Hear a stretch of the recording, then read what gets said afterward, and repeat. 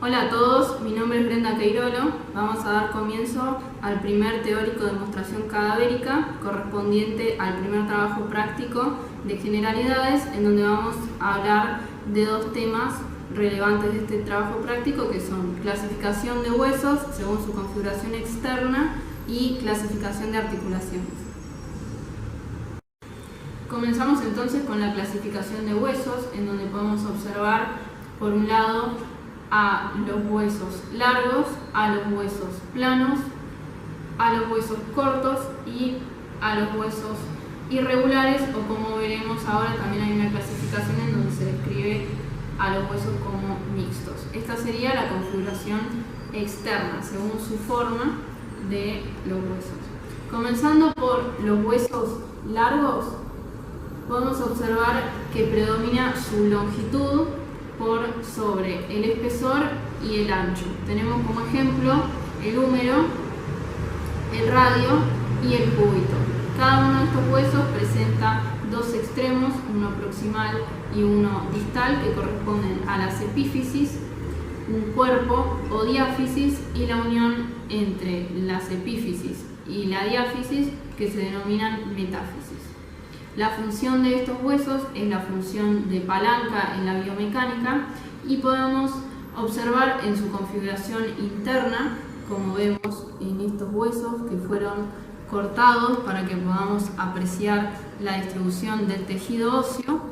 Por un lado, en las epífisis, en donde se observa periféricamente una fina capa de tejido compacto y centralmente una capa de tejido esponjoso. Aquí se va a encontrar la médula ósea, y por otro lado vamos a encontrar en la diáfisis tejido compacto recubriendo la región más externa y un canal central, que es el canal medular, en donde se encuentra también médula ósea. Acá lo observamos también en este preparado. El anterior correspondía a la extremidad distal del fémur. Ahora vamos a ver una extremidad proximal, en donde observamos otra vez la capa de tejido compacto periférica y la capa de tejido esponjoso central y el canal medular.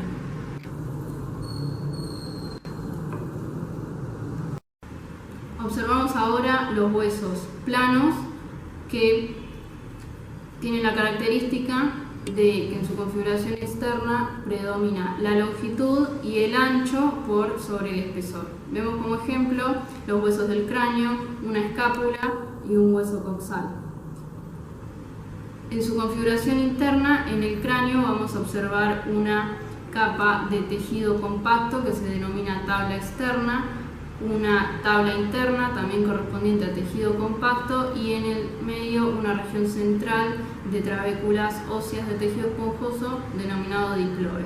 La configuración interna de los demás huesos planos es similar, con una capa interna y otra externa de tejido compacto y centralmente tejido esponjoso.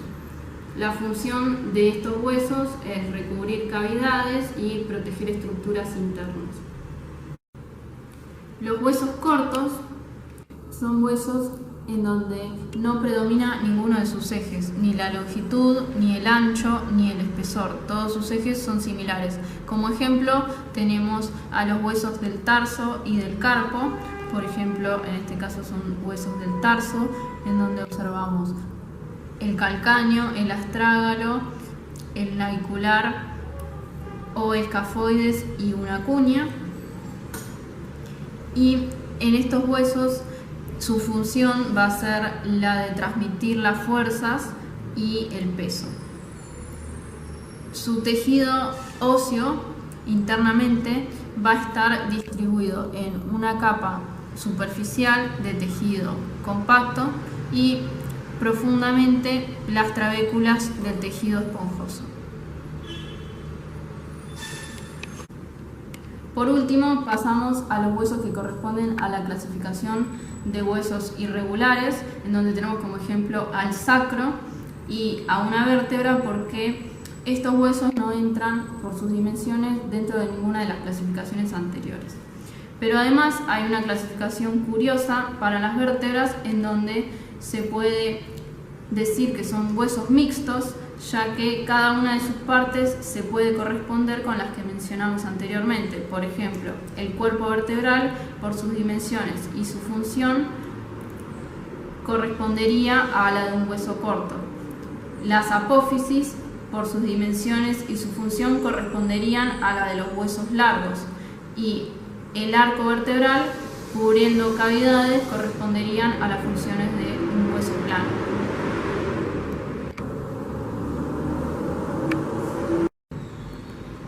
Mencionaremos además a los huesos neumáticos, que son aquellos huesos que contienen cavidades rellenas de aire y las encontramos en el cráneo.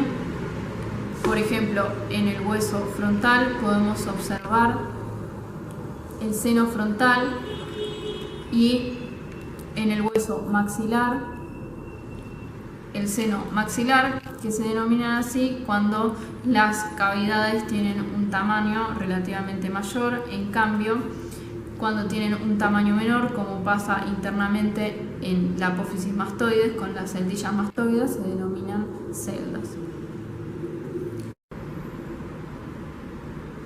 Por último, mencionar una última clasificación que corresponde a los huesos sesamoideos, que se denominan así porque tienen un tamaño pequeño como las semillas de sésamo y tienen la característica de presentarse anexos a un tendón, a un ligamento o también a un músculo. Eso quiere decir que pueden ser intratendinosos o intraligamentosos. Y como ejemplo podemos hablar de los huesos sesamoideos que se encuentran ubicados en la articulación metacarpofalángica del primer dedo de la mano o del hallux en el pie. Y dentro de esta clasificación se podría integrar a la rótula, pero no corresponde por su tamaño y porque presenta puntos de osificación completos. Sin embargo, la rótula se encuentra ubicada dentro del tendón rotuliano en la articulación de la rodilla, por eso la mencionamos por si lo llegan a leer.